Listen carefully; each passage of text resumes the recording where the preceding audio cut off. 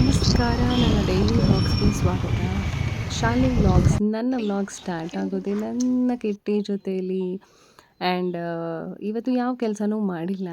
ಎದ್ದಿರೋದೇ late ಆದ ಕಾರಣ ಯಾವುದೂ ಮಾಡಿಲ್ಲ. ಈ ಬ್ಲೌಸ್‌ಗೆ ಯಾವ ಸೀರೆ ಮ್ಯಾಚ್ ಆಗುತ್ತೆ ಅಂತ ಹೇಳಿ ಹುಡ್ಕೊಂಡು ಮ್ಯಾಚ್ ಆಗೋ ಸೀರೆನ ಎತ್ಕೊಂಡು ಫ್ರೆಶ್ ಅಪ್ ಆಗಿಬಿಡೋಣ ಅಂತ ರಪ್ ಅಂತ ಆಚೆ ಇರೋ ವಾಶ್ರೂಮಿಗೆ ಹೋದೆ. ಆಚೆ ಬಂದರೆ ಕೋಳಿ ಮಕ್ಕಳು ಒಂದೊಂದು ಕಿಟ್ಟಿ ಎಲ್ಲರೂ ಕೂಡ ಇಲ್ಲೇ ಅಸೆಂಬಲ್ ಆಗಿ ಮೀಟಿಂಗ್ ಮಾಡ್ತಾಯಿದ್ರು. ಅವ್ರನ್ನ ಮಾತಾಡಿಸ್ಕೊಂಡು ಮತ್ತೆ ಫ್ರೆಶ್ ಅಪ್ ಆಗಿ ಮನೆ ಒಳಗಡೆ ಬಂದಿದ್ದಾಯಿತು. ಮನೆ ಒಳಗಡೆ ಬಂದವಳೆ ಸ್ಯಾರಿ ಡ್ರೇಪಿಂಗ್ ಮಾಡಿ ಅದನ್ನು ಪಿನ್ ಮಾಡಿ ಆ್ಯಂಡ್ ದೆನ್ ಫೈನಲಿ ನಾನು ಈ ರೀತಿ ರೆಡಿ ಆದೆ. ಇಷ್ಟಾದರೆ ಮುಗೀತಾ? ನೋ. ಮುಖಕ್ಕೆ ಸ್ವಲ್ಪ ಅಲಂಕಾರ ಬೇಕಲ್ವ. ಸೊ ಹಾಗಾಗಿ ಒಂದು 4 ಪ್ರಾಡಕ್ಟ್ಸ್ನ ಯೂಸ್ ಮಾಡಿ ರೆಡಿ ಆಗಿಬಿಡೋಣ ಅಂತ ಕ್ರೀಮ್ ಹಾಕಿ ಆ್ಯಂಡ್ ಮುಖ ಬ್ರೈಟ್ ಕಾಣಬೇಕಂದ್ರೆ ಲೈಟಾಗಿ ಸ್ವಲ್ಪ ಲಿಪ್ಸ್ಟಿಕ್ ಹಾಕಬೇಕು. ಸೊ ಹಾಗಾಗಿ ಲಿಪ್ಸ್ಟಿಕ್ ಹಾಕ್ಕೊಂಡು ಆ್ಯಂಡ್ ದೆನ್ ಕಣ್ಣಿಗೆ ಕಾಜಲ್ ಹಾಕಿಲ್ಲ ಅಂದರೆ ನನ್ನ ಕಣ್ಣು ಮೊದಲೇ ಚಿಕ್ಕದು, ಇನ್ನೂ ಚಿಕ್ಕದಾಗಿ ಕಾಣಿಸ್ಬಿಡುತ್ತೆ ಅಂತ ಹೇಳಿ ಸೊ ಎರಡೂ ಕಣ್ಣಿಗೆ ಕಾಜಲ್ನ ಅಪ್ಲೈ ಮಾಡಿ ಹಣೆಗೆ ಐಲೈನರ್ ಯೂಸ್ ಮಾಡಿ ಬೊಟ್ಟನ್ನು ಇಟ್ಕೊಂಡು ನೆಕ್ಸ್ಟು ಕೂದಲನ್ನ ಬಾಚಕ್ಕಂತ ರೆಡಿ ಮಾಡ್ತಾಯಿದ್ದೀನಿ. ಕೂದಲು ತುಂಬ ತೇವ ಇದೆ, ಬಟ್ ಏನೂ ಮಾಡೋಕ್ಕಾಗಲ್ಲ, ಕಾಲೇಜ್ ಟೈಮ್ ಆಗಿಬಿಟ್ಟಿದೆ. ಸೊ ಹಾಗಾಗಿ ಕೂದಲನ್ನ ಹಾಗೆ ಹೆಂಗೋ ಸಿಕ್ತಂಗೆ ಬಾಚಿಕೊಂಡು ಅಲ್ಲೇ ಯಾವುದೋ ಒಂದು ಕ್ಲಿಪ್ಪನ್ನು ತೊಗೊಂಡು ಕೂದಲಿಗೆ ಹಾಕಿ ರಪ್ ಅಂತ ರೆಡಿ ಆದೆ. ಸೊ ಇದಾದಮೇಲೆ ನನಗೆ ಕಿವಿಗೆ ಹಾಕ್ಕೊಳ್ಳೋಕ್ಕೆ ಓಲೆ ಬೇಕಲ್ವ. ಸೊ ಹಾಗಾಗಿ ಅಲ್ಲಿ ಇಲ್ಲಿ ಹುಡುಕ್ತಾ ಇದ್ದೀನಿ. ಸೊ ಓಲೆ ಅಲ್ಲೆಲ್ಲ ಒಂದು ಇಟ್ಟಿದ್ದೆ. ಸೊ ಈಗೊಂದು ಸಿಕ್ತು, ಅದನ್ನು ಕಿವಿಗೆ ಹಾಕ್ಕೊಂಡು ರೆಡಿ ಆದೆ. ಆ್ಯಂಡ್ ದೆನ್ ಹಣೆಗೆ ಸ್ವಲ್ಪ ಕುಂಕುಮ ಇಟ್ಕೊಳ್ಳೋಣ ಅಂತ ಕುಂಕುಮ ಇಟ್ಕೊಂಡೆ. ಅದಾದಮೇಲೆ ನಮ್ಮಮ್ಮ ಮಲ್ಲಿಗೆ ಹೂ ಮುಡ್ಕೊಂಡು ಹೋಗ್ಬಿಡು ಅಂತ ಹೇಳಿ ನಮ್ಮ ಗಿಡದೇ ಮಲ್ಲಿಗೆ ಹೂ ಕೊಟ್ಟರು. ಇಲ್ಲ ಅಲ್ಲೂ ಕೊಟ್ಬಿಟ್ಟು ಮುಡ್ಕೊಳ್ಳೋಣ ಅಂತ ಈಸ್ಕೊಂಡು ಹಾಗೆ ಹೋಗ್ತಾಯಿದ್ದೀನಿ.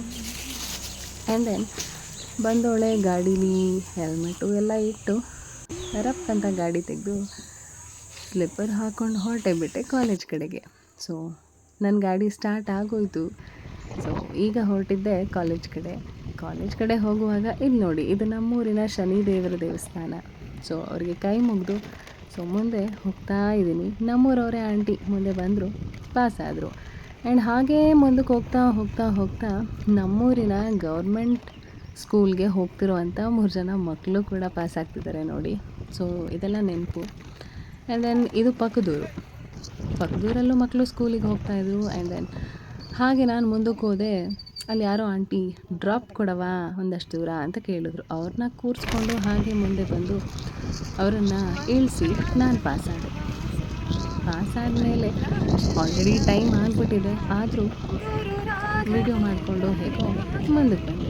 ಸೊ ಮುಂದಕ್ಕೆ ಬಂದವಳೆ ಕಾಲೇಜ್ ಹತ್ರ ತಲುಪಿಬಿಟ್ಟೆ. ಕಾಲೇಜ್ ಹತ್ರ ತಲುಪಾಯಿತು.